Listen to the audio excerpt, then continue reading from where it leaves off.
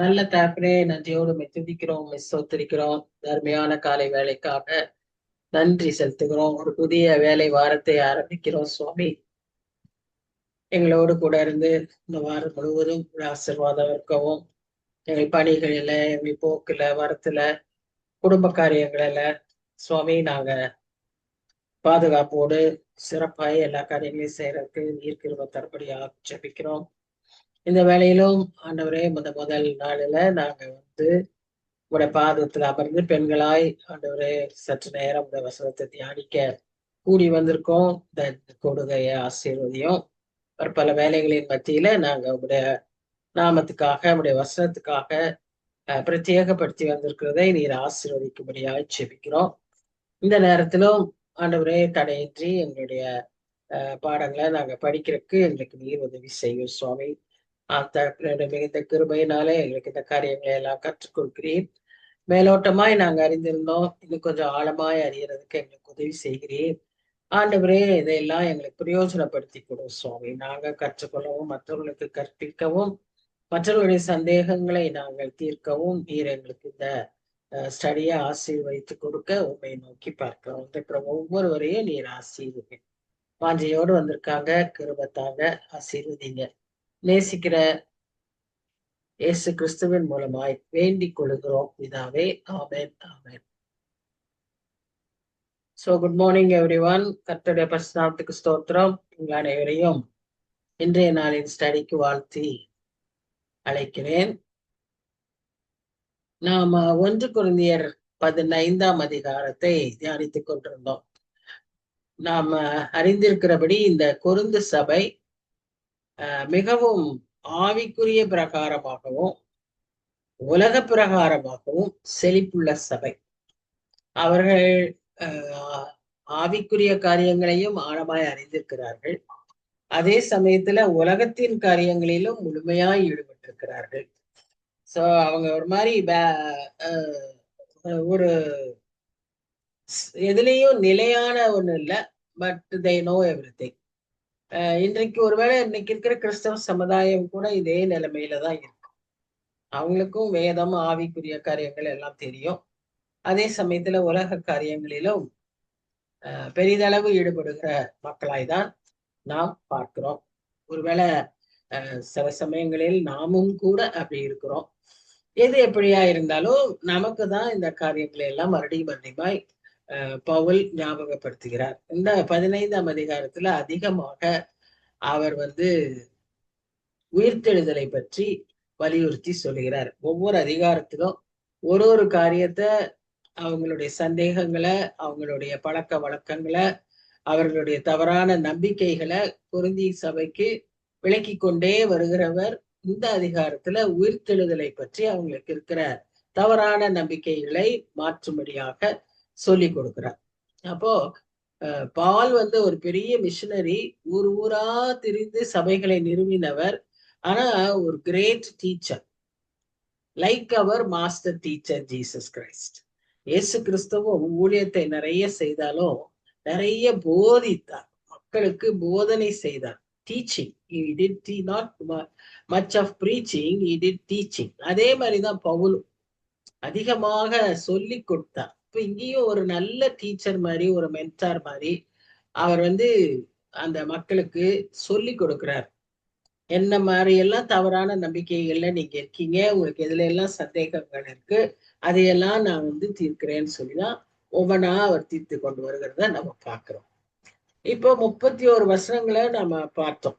அதுல எப்படி சதுசேயர், தவறான நம்பிக்கை இருந்தாங்க, இப்படி ஒவ்வொரு காரியமும் பார்த்துக்கிட்டே வரும்போது இங்க 32ஆம் வசனத்துல நாம பார்க்கிறோம், அவர் தன்னுடைய எபேசு நகரத்துல இருந்த காரியங்களை அவர் சொல்ற மாதிரி பார்க்கிறோம்.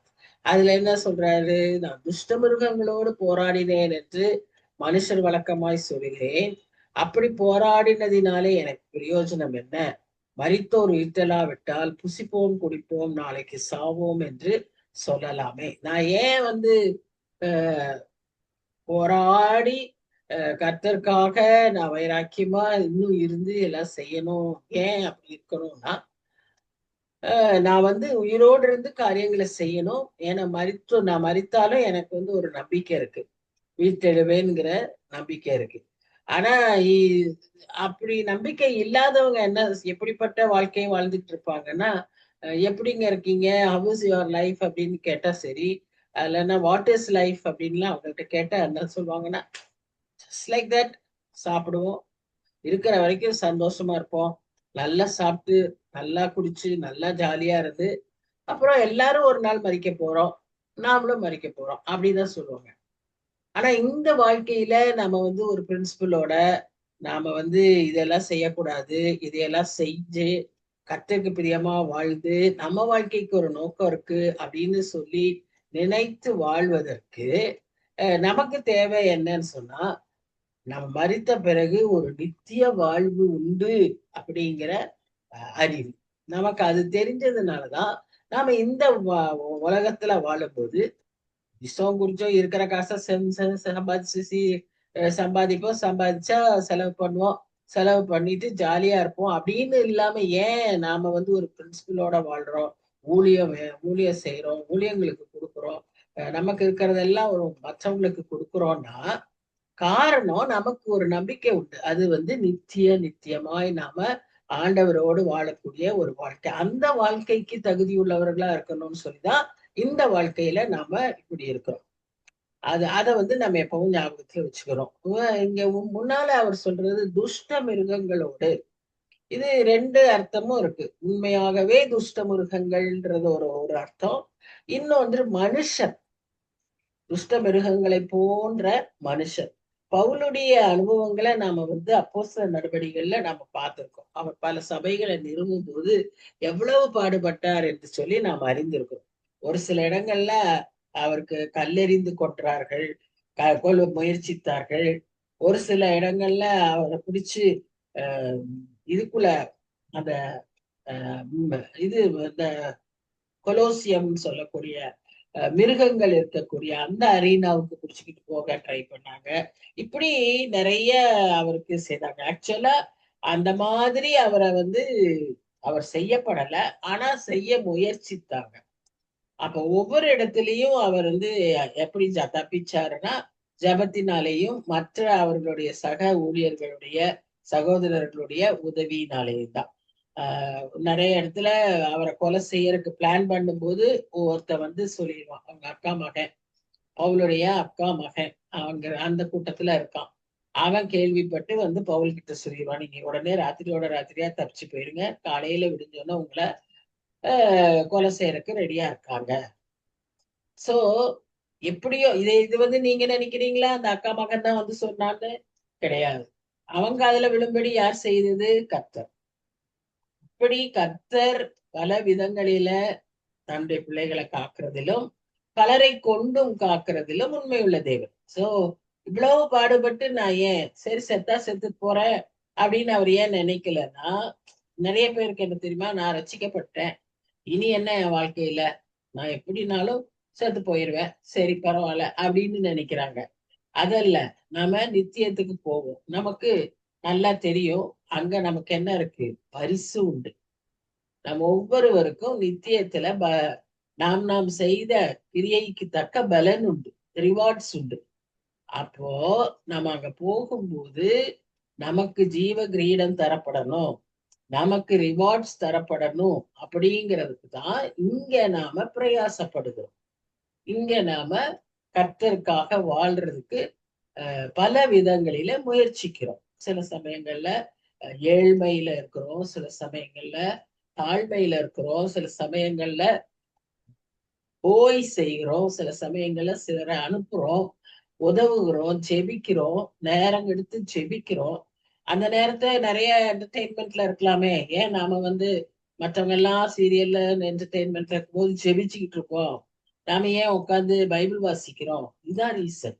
We have a eternal life. அததான் பவுல் இங்க தெளிவா சொல்றார். 33ஆம் வசனத்துல நம்ம என்ன பார்க்கிறோம்னா, மோசம் போகாதீர்கள், ஆகாத சம்பாஷணைகள் நல்லொழுக்கங்களை கெடுக்கும். நீங்கள் பாவம் செய்யாமல் நீதிக்கேற்க விழித்துக் கொண்டு தெளிந்தவர்களாயிருங்கள். சிலர் தேவனை பற்றி அறிவில்லாது இருக்கிறார்களே, உங்களுக்கு வெட்கம் உண்டாக இதை சொல்லி. இப்ப இதுல நம்ம கொஞ்சம் சீரியஸா பார்க்கணும்.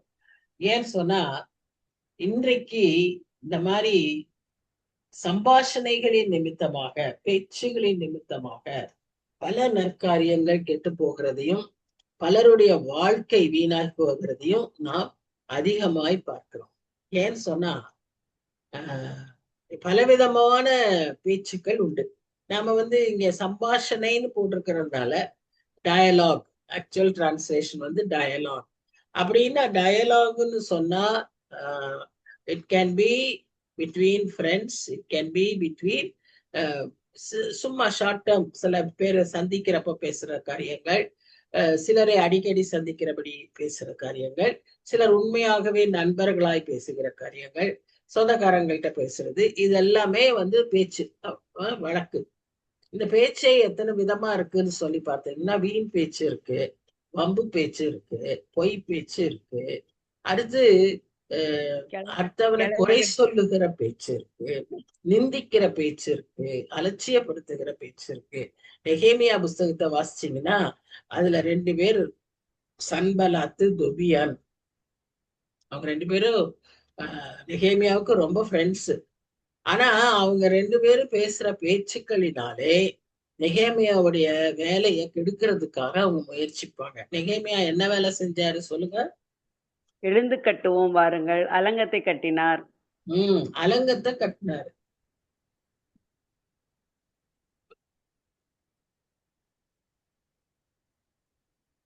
இடிஞ்சு போன ஆலயத்தின் அலங்கத்தை கட்டும்படியாக அவர் புறப்பட்டு போகிறார். நல்ல ஜபத்தோட போறாரு, ராஜாவுடைய உதவியோடு போறாரு, நிறைய ஆட்களை கூட்டிட்டு போறாரு.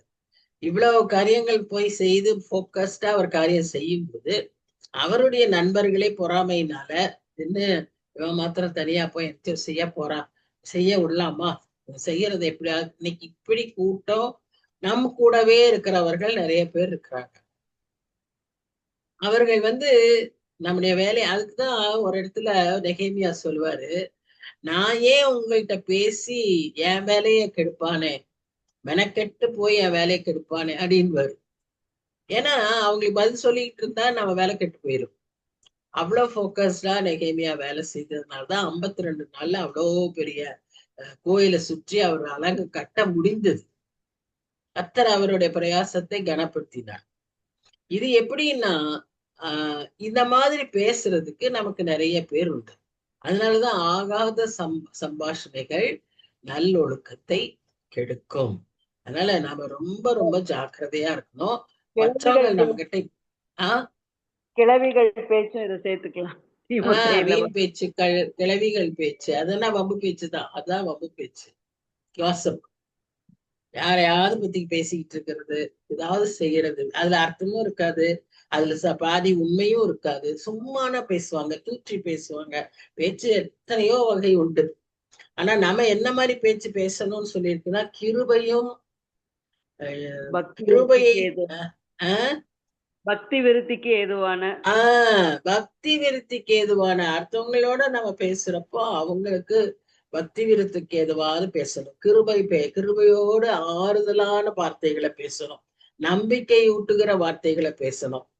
அவங்களுக்கு ஒரு நல்ல ஆவிக்குரிய எழுச்சி உண்டாகிற, மனத்துக்கு சந்தோஷம் கிடைக்கிற ஒரு பேசுனா ஒரு திருப்தியா பேசுறதுக்கு அப்படி இருக்கணும். குறை சொல்ற, குற்றம் பண்ற, தூஷிக்கிற இப்படி பேச்சுக்கள் நான் பேசக்கூடாது. பெண்களாகி நமக்கு அது ரொம்பவே ஜாக்கிரதையா இருக்க வேண்டிய காரியம். ஆனா இன்னைக்கு ஆண்கள் நிறைய பேசுறாங்க. ஏன்னா ஆண்களுக்கும் நிறைய வேலை இல்லை. முந்தைய அந்த காலத்துல கடின வேலை செய்யணும், இன்னைக்கு எல்லாருமே லைட்டா ஒர்க் செய்யறதுனால ஆண்களும் அதிகமா தான் பேசுறாங்க, இல்லைன்னு சொல்ல. பெண்களும் நாமளும் ஜாக்கிரதையா இருக்க வேண்டியதா இருக்கு. அதனால இந்த இங்கிலீஷ் புக்ல, இங்கிலீஷ் பைபிள்ல எப்படி இருக்குன்னு சொன்னா சம்பாஷணைன்னு இல்ல, அங்க கம்பெனின்னு இருக்கு, ஃப்ரெண்ட்ஸ், பேட் கம்பெனி. அதனால அதுவும் நாம ரொம்ப கேர்ஃபுல்லா இருக்கணும். Bad company will spoil your character. அதனாலதான் ஷேக்ஸ்பியர் அந்த காலத்துல என்ன சொல்லியிருக்கிறாரு, Show me your friend, I will tell you who you are. அப்ப நம்ம கேரக்டர் எப்படிப்பட்டதா இருக்கும்னா நம்ம ஃப்ரெண்ட்ஸ் எப்படி இருக்காங்களோ அப்படித்தான் இருக்கும். ஸோ அதனாலதான் show me your friend, I will tell who you are. அப்போ நாம எவ்வளவு கேர்ஃபுல்லா இருக்க வேண்டியவர்களா இருக்கிறோம். நாம யாருக்காவது நண்பர்களா இருக்கிறோம்னா நாம எப்படிப்பட்டவர்களா இருந்தா இவங்க ஃப்ரெண்டு இவங்க அப்படின்னு சொல்ற மாதிரி இருக்கணும். நம்ம ஃப்ரெண்டு அவங்க அப்படின்னு சொல்ற மாதிரி நாம நடந்துக்கணும். சோ இதெல்லாம் வந்து பவுல் வந்து அதிகமா இந்த இடத்துல சொல்லுவதாக நாம் பார்க்கிறோம்.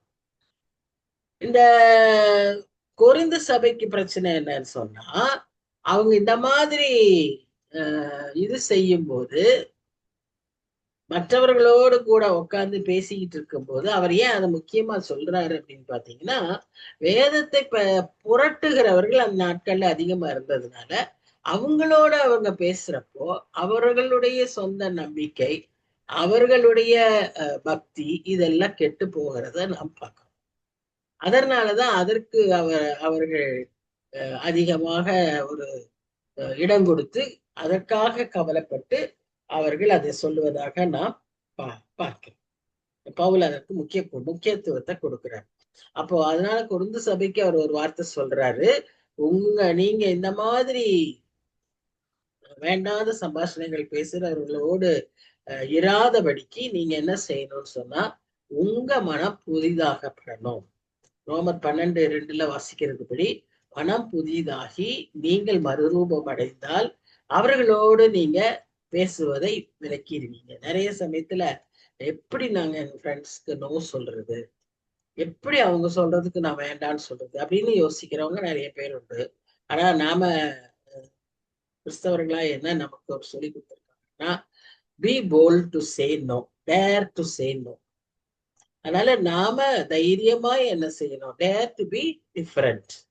மற்றவர்களை காட்டிலும் வித்தியாசமாக இந்த உலகத்தார் போல நாம் வாழாதபடி தனித்து வித்தியாசமாய் வாழ நாம் அழைக்கப்படுகிறோம். நிறைய காரியங்கள்ல இந்த உலகம் வந்து நம்மள ஒரு பெரிய கிறிஸ்தவ வாழ்க்கைக்கு ஒரு சேலஞ்சா இருக்கு. ஆனா அவங்க என்ன சொன்னாலும் பரவாயில்ல, அவங்க நம்மை பற்றி எப்படி நினைச்சாலும் பரவாயில்ல, ஆனா கிறிஸ்துக்காக நான் வாழ்றேன்னு நம்ம வாழும்போது அவங்களையும் நம்மை மாற்றி விடுவார். அவங்களையும் நம்ம ஏற்றுக்கொள்ளும்படியாக கர்த்தர் மாற்றி விடுவார். நம்ம பயப்பட வேண்டிய அவசியமே இல்லை. அவங்களே ஆமா இவங்க வந்து இதெல்லாம் செய்ய மாட்டாங்க, ஆமா இவங்களுக்கு இது பிடிக்காதுன்னு அவங்களே சொல்லிடுவாங்க. அந்த மாதிரி கர்த்தர் மாற்றி கொடுப்பார். அதனால நாம அதுல மிகவும் முக்கியமாய் கவனமாய் இருக்க வேண்டியவர்களாய் இருக்கிறோம். சரி, இந்த ஆகாத சம்பாஷணைன்னு சொல்லும் போது இங்கிலீஷ்ல நான் சொன்னேன் பேட் கம்பெனி, ஈவில் கம்பெனின்னு சொன்னேன். அந்த மாதிரி அவர்கள் மூலமா நமக்கு ஏற்படக்கூடிய பெரிய பிரச்சனைகள் என்னென்னு பாத்தீங்கன்னா, இந்த பேராசை, பேச்சு மாத்திரம் இல்ல, பொறாமை, அப்புறம் பிரிவினை, அப்புறம் சுயநலம், அதற்கப்புறம் இன்னும் கூட என்ன சொல்லலாம், ஒரு மரியாதை, ஒரு நம்ம சில காரியங்களுக்கு முக்கியத்துவம் கொடுப்போம், அதுக்கெல்லாம் முக்கியத்துவம் கொடுக்காதபடி ஞாயிற்றுக்கிழமை கோயிலுக்கு போகணும் அப்படின்னு நம்ம நினைப்போம், அதுக்கு போக விடாம அவங்க செய்யக்கூடிய காரியங்கள், இந்த மாதிரி காரியங்கள் எல்லாம் நேரிட கொடுப்பேன். எனக்கு கூட ரொம்ப க்ளோஸ் ஃப்ரெண்டு, அவங்க எனக்கு நல்லதுதான் நினைக்கிறாங்க, நல்லதுதான் செய்வாங்க. ஆனா அவங்க வந்து அவங்கள்ட்ட ஒண்ணு இருந்தது என்னன்னா, என்னை கொஞ்சம் சுயநலமாய் மாத்தணும்னு நினைச்சாங்க. என்னன்னா ஒரு ஸ்டேஜ்ல நான் வந்து ஏர்லி ஃபர்ஸ்ட் சேலரி எல்லாம் வாங்கி ஃபர்ஸ்ட் ஃபியூ டேஸ்ல இது வாங்கினேன், எது மெஷின் வாங்கினேன், தையல் மெஷின் வாங்கினேன். அப்போ அது ஒரு 800 ரூபாயா என்னமோ தான். ஆனா அப்போ தங்கமும் ரொம்ப குறைவா இருந்தது. அப்ப என் ஃப்ரெண்ட்ஸ் வந்து எனக்கு சொன்னாங்க, நீ வந்து இப்போ தையல் மிஷினை வாங்கி போடுற, அது என்ன நீ போகும்போது உன் கல்யாணம் ஆகி போகும்போது உன் வீட்டுக்கு எடுத்துட்டு போற, அதுக்கு பதிலா நீ உனக்குன்னு கொஞ்சம் தங்க சேர்த்து வச்சுன்னா நல்லது தானே அப்படின்னு சொன்னாங்க. அவங்க சொன்ன ஆலோசனை எல்லாம் தப்பே கிடையாது. ஆனா இப்படி சில ஆலோசனைகள் ஏற ஏற என்ன ஆகும்னா நமக்கு வந்து சுயநலத்திற்கு வழி நடத்தும். குடும்ப நலம், குடும்பம்னு பார்க்காம சுயமா யோசிக்கிறதுக்கு இப்படி எல்லாம் நடத்தும். அப்ப அதுலயே ஊறி போயிட்டோம்னா நாம கடைசியில நம்முடைய கேரக்டரே மாறி போகும்.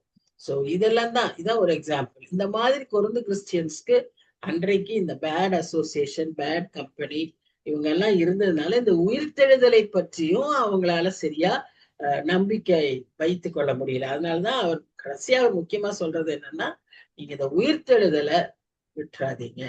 அந்த நம்பிக்கைய, அது ஒரு கிறிஸ்தவங்களுக்குள்ள ஒரு நம்பிக்கை, அதை மாத்திராதீங்கன்னு அவர் முக்கியமா சொல்றார். சரி, 35, 37, 38, 39. இப்ப இது வரைக்கும் உயிர்த்தெழுதல் இருக்கு, உயிர்த்தெழுதலை நம்புங்க, அதெல்லாம் சொன்னவரு இப்போ அவர் என்ன சொல்றாருன்னா, மரித்தோர் எப்படி எழுந்திருப்பார்கள். அப்ப எந்திரிப்பாங்கன்னு சொல்றீங்க. அப்ப அவங்க எந்திரிச்சா எப்படி இருப்பாங்க, அவங்களுடைய சரீரம் எல்லாம் எப்படி இருக்கும் அப்படின்னு அவங்களுக்கு இப்போ சந்தேகம். இப்ப அதனால இப்ப அவர் அதை பற்றி பேசுகிறார். அதை பற்றி பேசும்போது அவர் என்ன சொல்றாருன்னா, ஃபர்ஸ்ட் ஒரு விதை விதைச்சோம்னா அந்த விதை எப்படி இருக்கும்? விதை அப்படியே விதையா வெளியே வருமா? வராது. அது வரும்போது அந்த விதையிலிருந்து முதல்ல குருத்து வரும், அதுக்கப்புறம் ஒரு செடி வரும், அந்த செடி வளர்ந்து திரும்ப ஒரு விதையை கொடுக்கும். ஆனா நீ போடும்போது வெறும் ஒரு விதை தான் போடுற, ஆனா அதுல இருந்து வர்றது எப்படி வருது? ஒரு பெரிய செடியா வருது. இப்ப மாங்கொட்டையை தூக்கி உள்ள போட்டோம்னா நமக்கு மாம்பழம் கிடைக்கும் இல்லையா? இந்த மாம்பழத்தையேவா நம்ம உள்ள போடுறோம்? நிறைய சமயம் சில சமயம் போடுறோம், பட் நிறைய சமயம் விதைக்கிறங்க ப்ராசஸ் எது? கொட்டைய விதைக்கும். அதுதான் அவர் சொல்றாரு. அப்போ எழும்பும்போது, உயிர்த்தெழும்போது தேவன் தமது சித்தத்தின்படியே மேனியை கொடுக்கிறார்.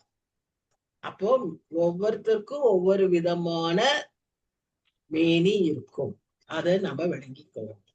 விதை வகைகள் ஒவ்வொன்றுக்கும் அதற்கேற்ற மேனியையே கொடுக்கிறார். இப்ப கோதுமை போட்டா கோதுமைக்குரிய அந்த செடிதான் வளரும். கோதுமையை போட்டுட்டு மாம்பழத்தை எதிர்பார்க்க முடியாது. சொல்றாரு பாருங்க, எல்லா மாம்சமும் ஒரே விதமான மாம்சம் அல்ல. மனுஷருடைய மாம்சம் வேற, மிருகங்களுடைய மாம்சம் வேற, மச்சங்களுடைய மாம்சம் வேற, பறவைகளுடைய மாம்சம் வேற. சோ நம்ம அதனாலதான் நம்ம ஒவ்வொரு தடவையும் கல்லறையில என்ன சொல்லுவோம்? இவர்களை நாம் விதைக்கிறோம் அப்படின்னு சொல்லுவோம். அவங்க எப்ப எழும்புவாங்க? அந்த புதிய மேனியோடு உயிர்த்தெழுதலில் எழும்புவார்கள். சோ அதத்தான் அவர் சொல்றாரு. நம்மளுடைய உயிர்த்தெழுதல் அப்போ நாம் ஒவ்வொருவரும் அவரவருக்கு ஏற்ற ஒரு மேனியில எழும்புவோம். அந்த மேனி அவரவருக்குரியதாய் இருக்கும். அது எல்லாருக்கும் ஒரே மாதிரி இருக்காது. அடுத்தது எல்லாரும் அந்த என்ன சொல்றது, ஒரே மேனியா. ஆனா அந்த மேனி மேனினா புரிஞ்சுச்சா? மேனின்னு சொன்ன சரீரம். அது ஏன் அது சரீரம்னு சொல்ல மாட்டேங்கிறாங்கன்னா, வேதத்துல சரீரம்னு சொல்லும் போது பாவ சரீரத்தை தான் அதிகமா ஒப்பிடுவோம். அதனாலதான் மாம்சம், சரீரம் இதெல்லாம் எர்த்லி, டிவைன் ஹெவன்லி இதுக்கு என்ன சொல்றாருன்னா மேனி அப்படின்னு சொல்றாரு. அப்ப அந்த பூமிக்குரிய பாருங்க, அங்கேயே அதே சொல்றாரு. வானத்துக்கு அடுத்த வருஷத்துல வானத்துக்குரிய மேனிகளுடைய மகிமை வேற, பூமிக்குரிய மேனிகளுடைய மகிமை வேற. இதுக்கு நம்ம இயேசு கிறிஸ்து உயிர் தெழுந்த போதே அவர் சொன்னதை நம்ம அறிந்திருக்கிறோம். ஏன்னா இன்னும் பரத்துக்கு ஏறல, என்னுடைய சரீரம் இன்னும் இதாகலன்றத அவர் சொல்றாரு. சோ என்னை தொடாதே அப்படிங்கிறது. சோ அதெல்லாம் நம்ம புரிஞ்சுக்கணும். அந்த மகிமையே வேற. சூரியனுடைய மகிமை வேற, சந்திரனுடைய மகிமை வேற. இது நமக்கே புரியும். எங்க மாம்சம் பறவைன்னு சொன்ன மாதிரி அவர் வானத்தில் இருக்கிற காரியங்களையும் சொல்றாரு. வானத்துல வானத்துல இருக்கிற மகிமை எல்லாம் ஒரே மாதிரி இருக்குமா? ஏஞ்சல்ஸ் மாதிரியே நம்ம இருப்போமா? இல்ல. நம்ம கூட நினைச்சுக்குவோம், எல்லாம் சின்னதா இருக்கும்போது நான் தூங்குதான் ஆக வேண்டும்னு கூட பாடுவோம். சின்னதுலயே நாம நினைச்சுக்கிறோம் நம்ம எல்லாரும் ஏஞ்சல்ஸா மாறிடுவோம்னு. நாம ஏஞ்சல்ஸா கூட மாற மாட்டோம். நம்ம மாதிரியே தான் இருப்போம். நம்ம மாதிரினா தெரியல எனக்கு, நம்மளுக்கு அனுபவம் இல்லை. ஆனா நிறைய புத்தகங்கள் கமெண்ட்ரிஸ் எல்லாம் என்ன சொல்றாங்கன்னா, நம்ம அங்க போனாலும் நம்ம ஒருவர் ஐடென்டிஃபை பண்ணிக்குவோம். ஆனா இங்கு உள்ள அந்த உறவு நமக்கு இருக்காது. அந்த பாசம்னு சொல்றோம்ல, இங்க உலகத்தின் காரியம் இருக்குல்ல, கோபம், தாபம், எமோஷன்ஸ் அதெல்லாம் அங்க இருக்காது. அங்க வந்து நம்ம ஒருத்தர் ஐடென்டிஃபை பண்ணிக்குவோம். ஓ, நம்ம அப்பா, நம்ம அம்மா, அப்படியே சந்தோஷப்படுவோம். சந்தோஷப்படுறதுக்கு சந்தோஷம் கூட பட மாட்டோம். we will identify. அவ்வளவுதான். அந்த மாதிரி நமக்கும் நம்மையும் பார்த்தா அவங்க எல்லாம் பார்த்துக்குவாங்க. சரி, நம்ம பிள்ளை வந்திருக்கா அப்படின்னு நினைச்சுக்குவாங்க. நம்ம பிள்ளை வந்திருக்கான்னு கூட நினைக்க மாட்டாங்க. அதுவும் அடுத்தது. அவங்களுக்கெல்லாம் அப்படிலாம் அங்க நினைக்கவே முடியாது. நம்ம பிள்ளை, நம்ம அப்பா, நம்ம அம்மா, பட் ஒருத்தர் நம்ம பார்த்துக்க முடியும். இதுதான் அங்குள்ள ஒரு காரியம். சரி. சோ அதான் அவர் சொல்றாரு திரும்ப. இங்க இருக்கிறது வந்து இந்த காலகட்டங்கள், நம்ம பூமியில இருக்கிறப்போ இந்த வெளிச்சம், இருள், சூரியன், சந்திரன், இதுக்கெல்லாம் தான் நம்ம இந்த சரீரம் அடாப்ட் ஆகிருக்கு. இப்ப பாத்தீங்கன்னா எங்க ஒரு ஃப்ரெண்ட் இருக்காங்க, அவங்களுக்கு வந்து அவங்க பாடியில அந்த சிஸ்டம் கொஞ்சம் மாறினதுனால பகல்ல எல்லாம் அவங்க தூங்குவாங்க, இரவுல அவங்க ஆக்டிவா இருப்பாங்க. நம்ம மாதிரி சாதாரண ஒரு லேடி தான் அவங்க. எல்லா விதத்திலயும் மற்றபடி எல்லாம் நார்மல். அவங்களுக்கு இருக்க ஒரு ப்ராப்ளம் என்னன்னா, ஏதோ ஒரு சின்ன ஹார்மோன் டெஃபிஷியன்சி. அதனால பகல்ல தூங்குவாங்க, ராத்திரி ஆக்டிவா. ஆனா நம்ம எல்லாருடைய சரீரம் எப்படி இருக்குன்னா, இந்த பகல் இரவு இதுக்கெல்லாம் வந்து அடாப்ட் ஆகி சூரிய, அப்புறம் நம்ம புயல்னா, வெள்ளம்னா, தண்ணினா, எல்லாத்துக்கும் நம்ம எப்படி ரியாக்ட் பண்றோம், நம்ம எப்படி டிஃபரன்சியேட் பண்றோம், அது கலர் எல்லாம் பாக்குறோம், சுவை தெரியுது, இன்னைக்கு எத்தனை வகையான இதெல்லாம் செய்யுது. அதெல்லாம் காரணம் என்னன்னா, இந்த உடம்பு, இந்த சரீரம், இந்த உலகத்துக்கு ஏற்ற விதம். ஆனா நம்ம உயிர்த்தெழும்போது இது எதுவும் வராது. அதுக்குதான் நம்ம சில பாடல்கள்ல சில நமக்கு அன்னைக்கு வேத மிஷினரிகள் எல்லாம் எழுதினாங்க. அத இயேசுவின் குடும்பம், அங்க பாவம் இல்லை, சாபம் இல்லை, பசி இல்லை, தாகம் இல்லை, ஏழை இல்லை, பணக்காரன் இல்லை. அதான் அர்த்தம். அங்க எப்படின்னா, அங்க இது எல்லாமே இந்த இந்த உணர்வுகள், இந்த சிந்தனைகள் அங்கு வராது.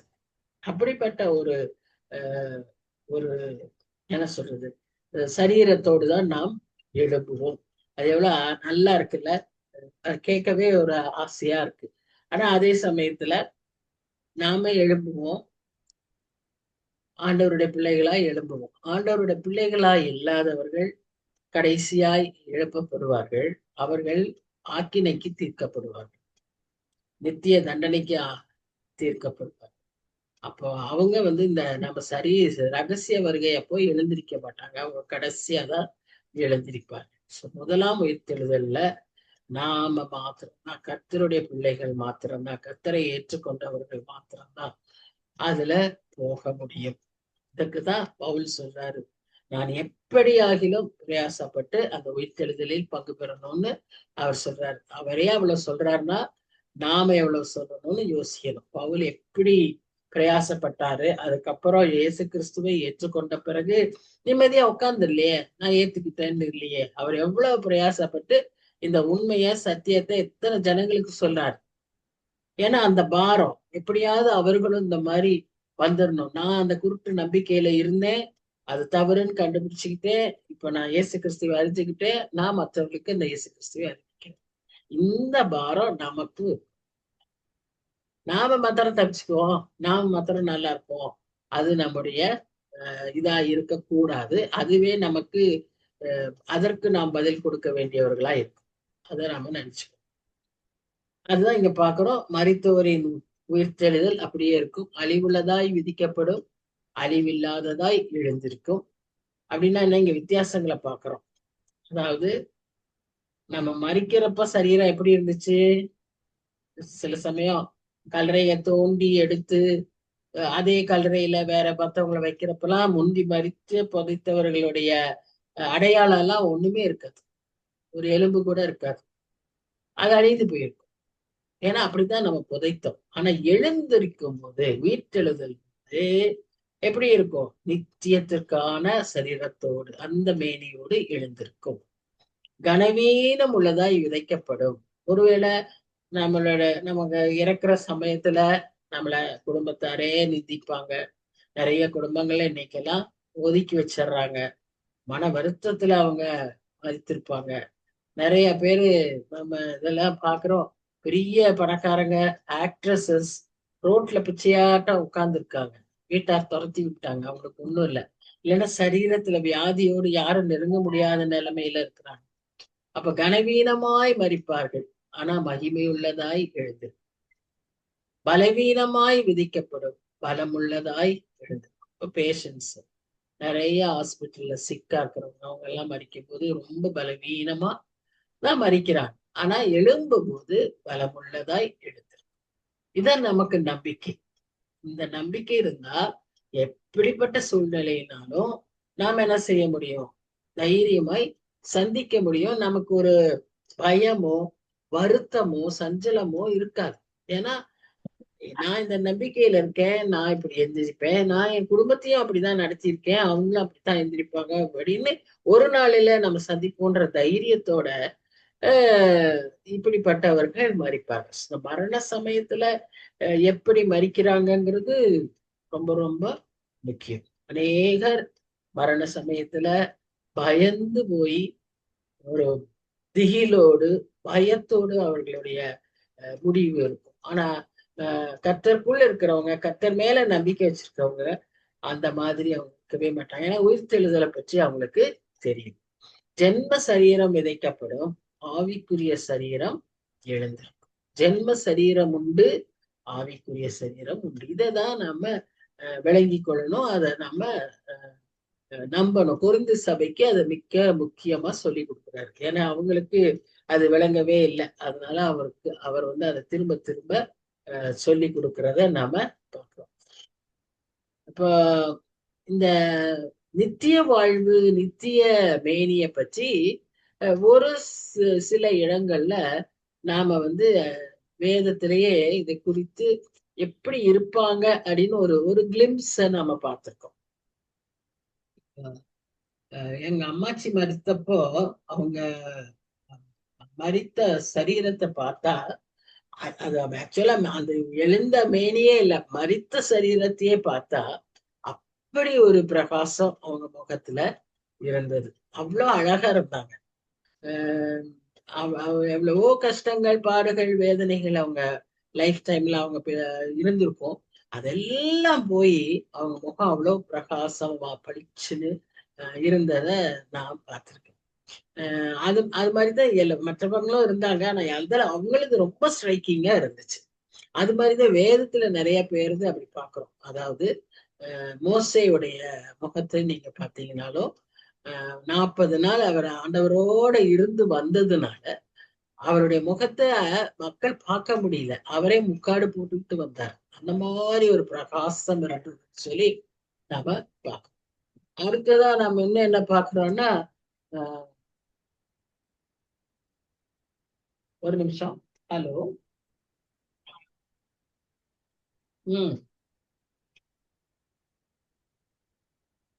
மருந்து ஒண்ணு வாங்க வேண்டாம்.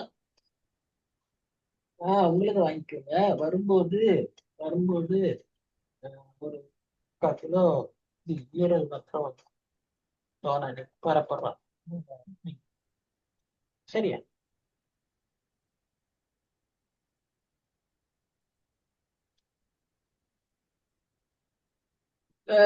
இப்ப நான் என்ன சொன்னேன்? மோசே. அதே போல இயேசு கிறிஸ்து மறுரூப மலையில இருந்தப்போ அவர் முகம் அப்படி பிரகாசமா இருந்ததுன்னு சொல்லி பேதுருக்கு அவர் அங்க தங்கி இருந்தத அங்க அவருடைய முகத்தை பார்த்த உடனே அவருக்கு எப்படி இருந்துச்சான், நம்ம இங்கேயே கூடாரம் போட்டுட்டு இங்கேயே இருந்துக்கலாம்னு சொன்னேன். ஏன்னா அவ்வளவுதான் அவருடைய திங்கிங், அவருடைய அனுபவம் எப்படி இருந்தது? எர்த்திலியா இருந்துச்சு. ஆனா அந்த இடத்துல இயேசு கிறிஸ்து டிவைன் இதுல இருந்தாரு. அத பார்த்த உடனே இவர் திங்கிங்ல சொல்றாரு, நம்ம இங்கேயே கூடாரம் போட்டு இருந்துக்கலாம். அந்த அளவுக்கு அவருடைய முக பிரகாசம்.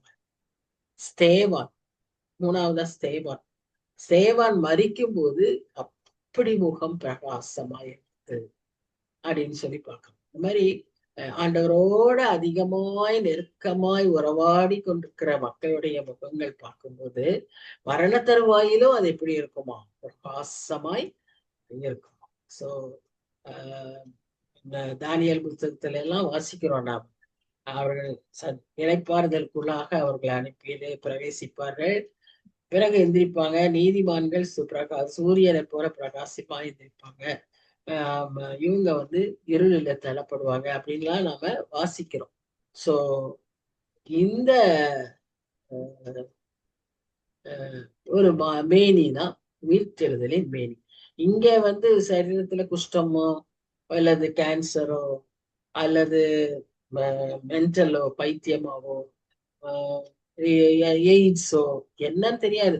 மனம் திரும்பின கிறிஸ்தவர் எந்த மாதிரி காரணத்தினால சரீரம் பலவீனமாய் இருந்தாலும், என்னென்ன கோரத்துல இருந்தாலும் எழும்பும் போது அப்படி ஒரு அழகான மகிமையான மேனியில எழுந்திருப்பாங்க. அப்ப எவ்வளோ ஒரு நம்பிக்கை நமக்கு இருக்கிறது.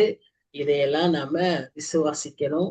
இந்த விசுவாசத்தோடு மற்றவர்களுக்கும் இந்த காரியத்தை விளக்கணும். அந்த பாரத்துலதான் கொரிந்து சபைக்கு அவர் எழுதுறாரு. ஏன்னா கொரிந்து மக்களுக்கு இந்த விசுவாசம் இல்லை.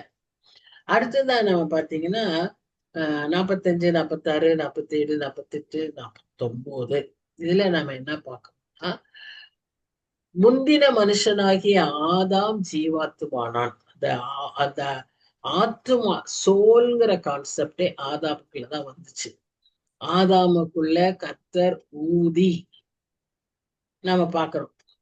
அந்த மண்ணை ஒரு மனுஷனாக்கி அவர் வாரி நாசியில ஊதி அப்ப அவரை ஜீவாத்துமா ஆக்கினார் அப்படின்னு சொல்லி பார்க்கலாம். அப்ப அதனாலதான் அந்த ஆத்துமா நித்தியமாய் இருக்கிறதுன்றத நாம பார்க்கிறோம். அதே சமயத்துல பிந்தின ஆதாம் மூலமா நமக்கு என்ன கிடைச்சதுன்னா உயிர்ப்பிக்கிற ஆவியாய் இருக்கிறார். அந்த ஆத்மாவையும் சரீரத்தையும் உயிர்ப்பிக்கிற ஆவி யாருது? அந்த ஆவியை கொடுத்தது இயேசு கிறிஸ்துவின் மரணம். சரி, ஆவிக்குரிய சரீரம் முந்தினதல்ல, ஜென்ம சரீரமே முந்தினது. விளங்குது இல்லையா? ஆதாமுடைய சரீரத்தை தான் முதல்ல நம்ம பெற்றுக்கிறோம். ஆவிக்குரிய சரீரம் நமக்கு அப்புறம் தான் கிடைக்கும். எப்போ? மரணத்துக்கு அப்புறம்.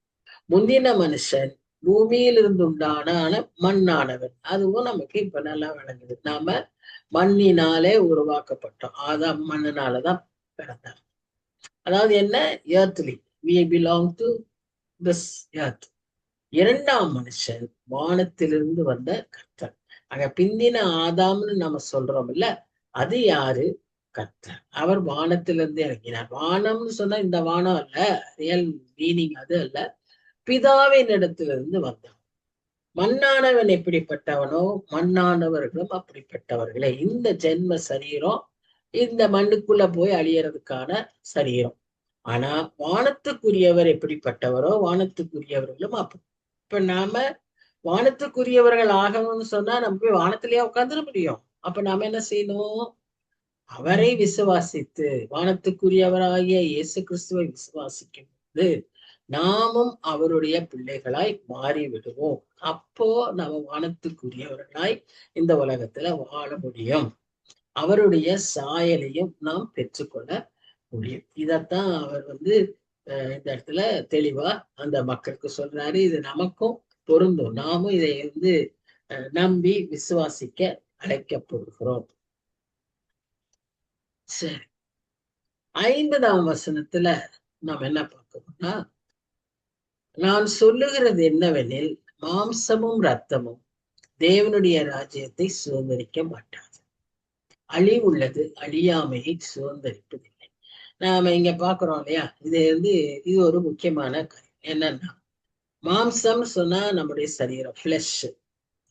ரத்தம் நம்ம பிளட்ல உயிர் இருக்குன்னு நம்ம வேதத்திலேயே வாசிக்கிறோம். சரியா? உயிர்னா இந்த ஜீவன் நமக்கு இப்ப மூச்சு சுவாசம், இதுக்கெல்லாம் முக்கியமா இருக்கிறது எது? ரத்தம். இந்த ரத்தத்தும் நம்ம பார்க்கணும். ஆனா இந்த ரத்தமும் மாம்சமும் எங்க வராது? பரலோக ராஜ்யத்தை சுதந்திரிக்க முடியாது. அங்க வரும்போது அதான் வேற மேனி. அது என்னது? இம்மார்டல் பாடி, அழியாத ஒரு பாடி, அழியாத ஒரு சரீரம். அதுக்கு ரத்தம் இதெல்லாம் இருக்காது. ஆனா இங்க ஒரு வார்த்தை அவர் சொல்றதா நம்ம பாக்குறோம். அதுல என்ன நம்ம பாக்குறோம்னா எலும்புகளை சொல்றார். சரீரமும் எலும்பும் அப்படின்னு சொல்ற மாதிரி ஒரு வசனம் இதுல வருது. அது வந்து அதுதான் அந்த உருவத்தை கொடுக்குது. நான் என்ன சொன்னேன்னா, ஒருத்தர் நம்ம அடையாளம் உடனே நம்ம எப்படி இருப்போம்னா, இந்த இன்னைக்கு வந்து ஒரு இமேஜினரியா பேய் கோஸ்ட் அப்படின்னு சொன்னா கால் இருக்காது, கால் இருக்கா பாரு, கால் இருக்கா பாருன்னு சொல்லுவாங்க. கால் இருக்காது அப்படின்னு சொல்லி இங்கே அப்படியே இருக்கும், தலகாணி வர நடந்து வந்த மாதிரி இருக்கும், அது வந்து கோஸ்ட் அப்படின்வாங்க. அது இல்ல, நமக்கு ஒரு தெளிவா இங்க ஒண்ணு சொல்றாரு. அது வந்து கால் போன்ஸ் இருக்குமா. அப்ப என்ன அது? அது ஒரு ஸ்பிரிட்டும் போன்ஸும் சேர்ந்த ஒரு உருவம். இப்போ எஸ்ஐகேல் 37ல நம்ம எலும்புகளின் பள்ளத்தாக்கு பாக்குறோம் இல்லையா? அப்ப அங்க கேட்பாங்க, இந்த எலும்புகள் உயிரடையுமான்னு. இல்ல, அப்ப அந்த உயிர் தெழுதல்ல அந்த எலும்புகள் உயிரடைய கூடும். அது எழும்பும் போது எப்படி இருக்கும்? ஒரு எழுப்புதல், ஒரு ஆவிக்குரிய எழுப்புதலாய் இருக்கும். ஒரு ஆவிக்குரிய சரீரமாய் அவர் எழுந்திருக்கும். சரியா? அது மாதிரிதான் இப்ப நமக்கும் நிறைய அதுல இருந்து சத்தியங்கள் சொல்லப்படுது. இல்ல இதுக்கு நம்ம அதை சொல்றேன், ரத்தமும் மாம்சமும் இருக்காது, ஆனா ஆவிக்குரிய சரீரத்திலே எழும்ப முடியும். நாமும் அந்த மேனியை பெற்றுக்கொள்ளணும்னு சொன்னா இங்க இருக்கிற இந்த ராஜ்யத்துல அவருடைய ராஜ்யத்தை தேடுகிறவர்களாய் நாம் இருக்க வேண்டும். சரி, இப்ப 51ஆம் பவுல் நிறைய அவருடைய கடிதங்கள்ல ரகசியங்களை சொல்கிறார். இங்கேயும் ஒரு ரகசியத்தை சொல்றாரு. அதுல என்ன சொல்றாருன்னா, நாம எல்லாரும் நித்திரை அடையுதில்லை. அவர் காலத்துல அவர் வந்து எப்ப இருந்தாரு? 1st செஞ்சுரி 4th செஞ்சுரிக்குள்ள அவருடைய வேலையெல்லாம் நடந்துச்சு. அப்ப இருக்கிறதவே சொல்லிட்டாரு, நாம எல்லாரும் நித்திரை அடைவதில்லை. அப்படின்னா என்னன்னா, மனுஷர் அத்தனை பேரும் ஒரே சமயத்துல மறிக்க மாட்டாங்க. சரியா? எல்லாத்துலயும் கொஞ்சம் கொஞ்சம் பேர் இருப்பாங்க, எப்படியும் இருப்பாங்க. அதனால எல்லாரும் ஒரே சமயத்துல நித்திரை அடைவதில்லை. ஆகிலும் கடைசிய காலம் துணிக்கும் போது ஒரு நிமிஷத்திலே, ஒரு இமை பொழுதிலே நாம் எல்லாரும் மறுரூபமாக்கும். இது ஒரு பெரிய ரகசியம். அதான் அந்த லாஸ்ட் ட்ரம்பட். இந்த லாஸ்ட் ட்ரம்பட்னு சொன்ன உடனே நாம வெளிப்படுத்தல் விசேஷத்துல 7 எக்காலம் உங்க தேவதூதர்கள் ஊதுகிறாங்க. அந்த 7வது எக்காலம் கிடையாது, அது இல்ல. இது வந்து மத்திய ஆகாயத்துல இயேசு கிறிஸ்து இந்த உலகத்துக்கு வரும்போது ஊதப்படுகிற எக்காலம். அந்த சத்தம் எல்லாருக்கும் கேட்காது. அதான் அங்க இருக்கிற அதான் ஒரு ரகசியம். அவருடைய பிள்ளைகளுக்கு மாத்திரம்தான் அது கேட்கப்படும். அந்த கேட்கும் போது ஒரு நிமிஷத்துல, ஒரு இமை பொழுதுல நாம் எல்லாரும் மறுரூபமா, உயிரோடு இருக்கிறவங்களும் சரி, மரித்தவர்களும் சரி, நம்ம எல்லாரும் சொல்றது ஆண்டவருடைய பிள்ளைகள் உயிரோடு இருந்தாலும் சரி, மரித்தாலும் சரி, அவங்க மறுரூபமாக்கப்படுவார்கள். அப்ப என்ன நடக்கும்? 52ல மரித்தோர் அழிவில்லாததாய் எழுந்திருப்பார்கள், நாமும் உயிரோடு இருக்கிறவர்களும் மறுரூபமாக்கப்படுவோம். So there will be a total change in the countenance, in the body. அப்ப அழிவுள்ளதாகிய இது அழியாமையையும், சாவுக்கேதுவாகிய இது சாவாமையையும் கருத்து கொள்ள வேண்டும். இதுதான் அங்குள்ள ரகசியம். இது நடக்கும். அப்போ அப்படி நாம அந்த உயிரோடு இருக்கிற நாம் அந்த அழிவில்லாத சரீரத்தை பெற்றுக்கொள்ளும் போது மரணம் ஜெயமாய் விழுங்கப்பட்டது. அந்த மரணமே நம்ம சந்திக்கிறது இல்லை, அதுக்கு பதிலா அப்படியே எடுத்துக்கொள்ளப்படுகிறோம். அதனாலதான் மரணம் ஜெயமாக விழுங்கப்பட்டது அப்படிங்கிற வார்த்தை நிறைவேறும். புரியுதா? நாம உயிரோடே இருக்கிறோம், இன்னும் மறிக்கவே இல்லை, அதுக்குள்ள ஏசாமி வந்துட்டாரு. அப்ப நாம உடனே அந்த ஒரு நிமிஷத்துல நம்ம மறுரூபம் ஆயிடுவோம். அந்த பரலோக அந்த வானத்துக்குரிய மேனியை பெற்றுக்கொள்வோம். அப்போ மரணம் நமக்கு இல்லை, சம்பவிப்பது இல்லை. நிறைய இடங்கள்ல சொல்லியிருப்பார்ல, இவனுக்கு மரணம் நேரத்துக்கு முன்னால இவன் மறிக்க இருப்பான், மரணத்துக்கு முன்னாலேயே அவன் பாத்திரவானா இருப்பான், எப்படிலாம் வசனம் பாக்குறோம்ல. அதுக்கு காரணம் என்னன்னா, மரணத்தை நாம ஜெயித்திருக்கோம் ஆண்டவருடைய பிள்ளைகளா இருக்கும். வருகை எப்போதான் நமக்கு தெரியாது. அதனால மரித்தது ரொம்ப ஸ்டாண்டர்ட் கம்மி அப்படியெல்லாம் இல்லை. இதுதான் அர்த்தம். மரணமே உன் கூரெங்கே, பாதாளமே உன் ஜெயமெங்கே. மரணத்தின் கூர் பாவம், பாவத்தின் பலன் நியாயப்படும். இதுதான் நம்முடைய கர்த்தராகிய இயேசு கிறிஸ்துவனாலே நமக்கு ஜெயம் கொடுக்கிற தேவனுக்கு ஸ்தோத்திரம். இந்த இதோட முடிக்கிறேன். இந்த கடைசி வசனத்தை கொஞ்சம் பேசணும். அது அடுத்த வாரத்துல அது பேசிட்டு அப்படியே 16ஆம் அதிகாரத்துக்குள்ள நாம கடந்து போகலாம். சரியா? இந்த 57 வரைக்கும் பேசி, இது வரைக்கும் ஏதாவது சந்தேகங்கள் இருந்தா நீங்க நடுவுல கேட்கலாம், கூப்பிடலாம், கூப்பிட்டு பேசலாம், இல்ல டெக்ஸ்ட் பண்ணலாம், என்ன வேணா செய்யலாம். ஓகேயா?